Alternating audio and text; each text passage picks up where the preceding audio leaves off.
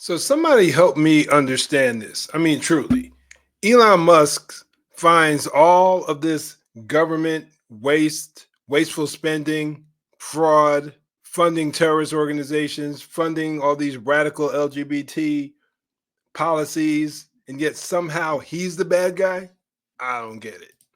Well, here's the latest story that was more recently uncovered. According to Musk, the DOGE team just discovered that FEMA spent 59 million last week to luxury hotels in New York City to house illegal immigrants. And yet, if I recall correctly, they said they ran out of money in their help in their desire to help the people in North Carolina and all down south when that hurricane went through. There it is. That's how they ran out of money, y'all. Sending this money violated the law. This is what Elon says. I don't know. And is in gross insubordination to the president's executive order. Wow. Let me know what you think about this so far in the comments, because for me, it's, there's really no excuse for it. You open the border, let tens of millions of these illegals into our country. Now, granted, I'm sure a few of them were truly seeking asylum, but definitely not the majority. So you let all these people in, the vast majority of these people in, they wanted to come here because of the better opportunities that America offers. And at face value, I'm not hating on them. I get it. I understand it. But we, just like any other country, are entitled to people obeying and adhering to our laws. You can't just come here by crossing the border, or you shouldn't, I should say, because Lord knows they got away with it last time. But you can't just come across the border just because you want a better life. You jump in the line in front of all the people who are trying to do it the right way, and you're causing a near economic collapse with all of the money that we've been funneling out to support these folks: food, medical care, housing, education. It's ridiculous, especially when there are American citizens who are struggling, who are still struggling, who are on welfare and actually want to get off, but maybe right now they can't because certain jobs are being taken. This whole thing was ridiculous. And my personal opinion, I've said it before, but anybody associated with this who violated the law should be prosecuted. And that should start from the very top. And that's old man Joe. That money is meant for American disaster relief. Instead, is being spent on high-end hotels for illegals. A clawback demand will be made today to recoup those funds, Musk added. Very cool. I hope they get them. I know they're getting a lot of pushback from a lot of judges. The Democrats are the only ones who are mainly crying over this. Hopefully, they won't fight this one too much, if at all. After President Trump took office in January, he signed an executive order on January 24th saying that FEMA lost its, quote, mission focus, diverting limited staff and resources to support missions beyond its scope and authority. And I agree with that 1,000%. Spending well over $1 billion to welcome illegal aliens. He directed a full-scale review. Oh my God. When they're done with this review, I'm telling you, or I should say with all of these reviews, my goodness, we're going to find out a lot of things that a lot of folks don't want to be known. They don't want us to know about. He directed a full-scale review of the agency by council in order to identify waste, as well as examine the agency for any structural changes. The president demanded that the council hold a meeting within the first 90 days of his term and within 180 days, a full report of their findings to be submitted to him. Trump had raised the idea of getting rid of FEMA altogether just days beforehand. And I watched a video earlier today with Kristi Noem, speaking about, because she's over FEMA, seeing as to how she's over Homeland Security. And she was talking about Trump's plan to abolish FEMA potentially and divert those funds towards local jurisdictions, local agencies.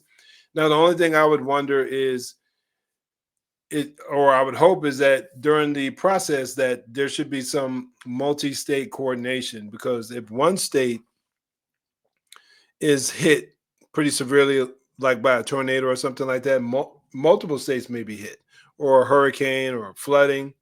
Multiple areas could be hit. So I think there should be some type of interstate coalitions that go on where one state is given the funds so that they can help another state who might be in need. I think that'd be a good idea. Controversy over funds connected to FEMA potentially going to house illegal immigrants surged when hurricanes struck the southern United States in the fall, and FEMA was found to be unable to meet the challenge satisfactorily. As I mentioned earlier, they claimed that they ran out of money, but a lot of that money went to house and take care of these illegals. The Department of Homeland Security diverted over $640 million to FEMA for the sheltering of non-citizen migrants. Man, $640 million. That is a butt ton of money. And those payments have gone to cover housing for illegal immigrants in cities around the United States. It is unclear if Musk was saying that the funds FEMA spent in New York were from their own budget or from the DHS allocation. It is not uncommon for one government agency to spend funds to contract out another government agency to do that job. Man, oh man. Again, when I see all this uproar in the media lately, people freaking out and screaming and crying, saying that Elon Musk needs to go. When I hear that, you have been so indoctrinated, unfortunately, and you don't even realize it. The mainstream media is overwhelmingly corrupt and overwhelmingly biased. I saw a report that came out not that long ago saying that over 90% of journalists with these news networks, news channels, newspapers are Democrats. Now, that doesn't automatically disqualify them from sharing good news, but you would think that there would be a desire. People would seek to have a more balanced newsroom so that there can be more consistent reporting. But that's not what we're seeing. That's not what we're hearing. And it is my belief, my estimation is that if a news agency has that inherent bias just based on the collective number, the sheer number of people who hold to a particular political party, that should be somewhat concerning. Now, I might get a lot of pushback from this, but because I know evil can be done on both sides. But I would think that if you have an agenda to preach or teach, and you're a Democrat, and many Democrats, not all, many Democrats have a very loose understanding of who God is. Many of them are atheists. Just a few years ago, I think it was in 2020, during the 2020 election cycle, the Freedom from Religion Foundation advertised, it was one of those atheist organizations, advertised during the Democratic, it wasn't the national convention. I think it might have been during the debate or something like that. But that kind of lets you know that the godlessness flows more so from a more liberal, more progressive agenda, because they're open to all kinds of foolishness, all kinds of sexual immorality. Even though, again, we all wrestle with it. Trust me, I mean, I know that firsthand. But there seems to be less of a desire to want to do right and live by biblical values, biblical principles on the political left. And I don't think there's any debating that. And if they do profess to be a Christian, once you dig deep into their theology, Lord have mercy, you learn all kinds of nonsense. They typically, well, you don't know, you can't take every word from the Bible. They have a very progressive, of course, view of the scriptures. It's very subjective in a lot of their worldviews. Or there's a clear lack of consistency. Because I've said this before, and I will say it again, I don't understand how anyone could profess to be a Christian and support the Democratic Party with their radical abortion views, abortion in general, their views on the LGBT agenda, their hatred towards people being able to defend themselves, their disdain, especially in modern times, with free speech, their hatred towards anything biblical. I just don't see how you can be consistent, how you can be a consistent Christian and say you're going to turn around and vote for these people. Just doesn't make any sense to me.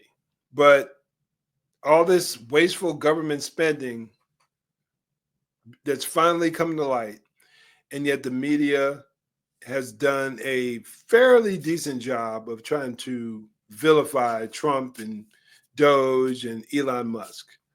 It's all an agenda, y'all. That's where I was going. When it's all said and done, this is all an agenda. When you have a media that is deeply in the pocket of the Democratic Party and vice versa. And you have such a high number of progressives who are journalists, I think it's only a natural tendency where you may want to swing a certain way, or you may not want to talk about a particular story, especially if you have a shaky moral foundation. You may have a tendency where you may not want to report on a story that goes against your political party for various reasons. You don't want the other guy to win. So those are my thoughts. Let me know what you think. Comment down below. And before you go, check out this video right here. I think you'll find it very interesting.